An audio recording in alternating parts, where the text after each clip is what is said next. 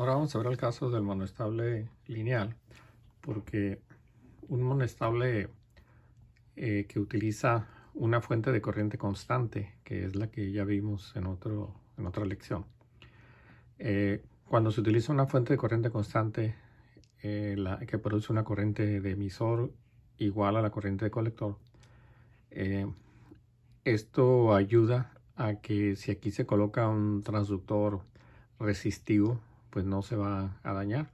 Lo mismo si se coloca un transductor capacitivo, como es en este caso C o CX. En este caso, la corriente constante, la base debe tener un voltaje de 4 o 4.1 volt.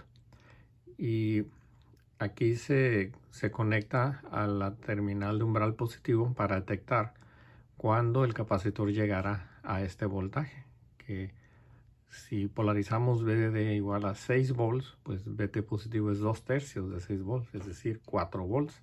Entonces cuando el capacitor llegue a 4 volts, en ese instante lo va a detectar. Y por eso este debe de estar a 4.1 o 4.2. Bien. Generalmente lo que hacemos es que el umbral negativo del comparador inversor, que siempre debe estar a VDD, pues se dispara con un pulso negativo.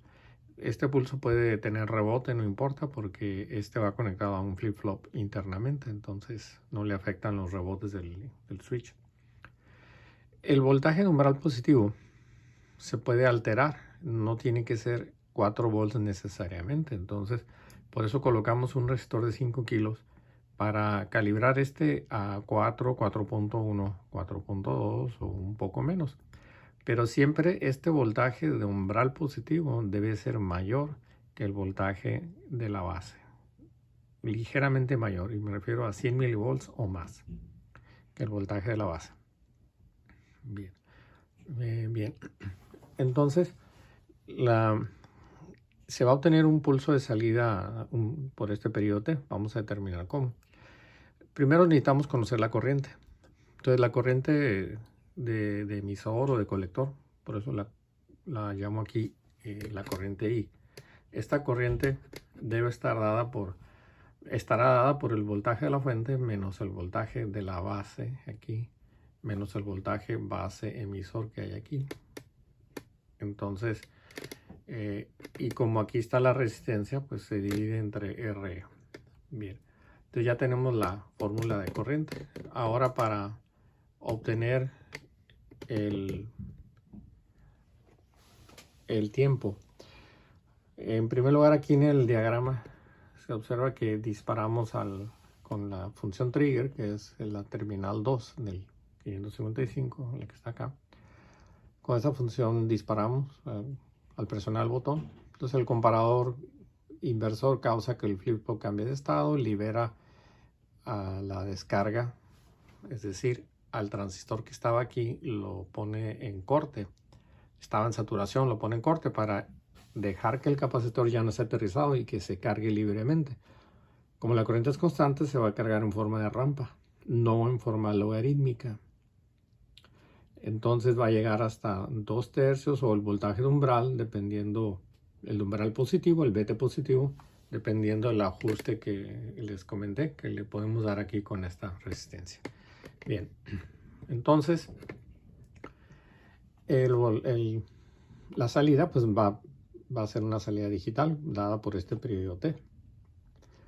Como sabemos que T es igual a RC y R es igual a V sobre I, pues sabemos que es VDD sobre la corriente constante multiplicado por C y por 2/3 o por el 2/3 lo podemos sustituir por el voltaje de umbral positivo, que esto es lo que define el punto de umbral, el punto máximo al que va a llegar el capacitor. Por eso puede ser variable.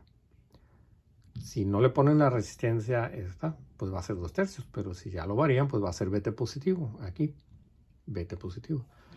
Entonces, el voltaje por C por 2/3 dividido entre la corriente, y como la corriente ya la conocemos y la tenemos aquí, pues la sustituimos en la ecuación. Entonces la ecuación nos da este valor aquí. BDD menos BB entre la RE. Y pues pasamos RE hacia el numerador, multiplicando el numerador. Y entonces ya nos queda la ecuación de tiempo. BDD por C, que es el capacitor de tiempo que se usa en el timer, por 2/3, o sea, por el voltaje de umbral positivo, por la R, entre BD menos BB menos BB. Y esta ecuación que está marcada aquí porque es la más precisa, es muy precisa. Y les decía que esta ecuación es precisa, y en algunos libros, algunos autores deciden despreciar el valor o no considerar el valor de BB, que es 0.6 o 0.7. Entonces hacen una reducción, pero la reducción la muestro ahí. Pero esta reducción ya en términos prácticos no es precisa, tiene errores del 20-30%. Entonces lo que hacen es que si consideran que B, voltaje a la base, es una fracción del voltaje de la fuente y es menor que 1, y esta es la relación, y luego si despreciamos el voltaje de la base, pues se quita, por eso ya no aparece, y se factoriza y nos da esta ecuación más reducida, pero esta ecuación no es precisa. Entonces yo prefiero que no la usemos, sino que usemos la que tengo aquí, esta. Y ahora sí, aunque haya variantes aquí en la impedancia del capacitor, siempre se va a cargar de una manera constante. La corriente va a ser constante y nos va a generar una rampa. Entonces, si ponemos aquí un transductor capacitivo, pues el transductor va a recibir una corriente constante y va a ser de mayor precisión. Entonces, los monoestables lineales, se les conoce a estas aplicaciones, son lineales porque la ecuación no es logarítmica, no lleva un logaritmo natural, sino está dado por una rampa. Bien, entonces aquí se puede ver que el periodo es proporcional al valor del capacitor. Entonces, aquí se ve en la ecuación, es directamente proporcional.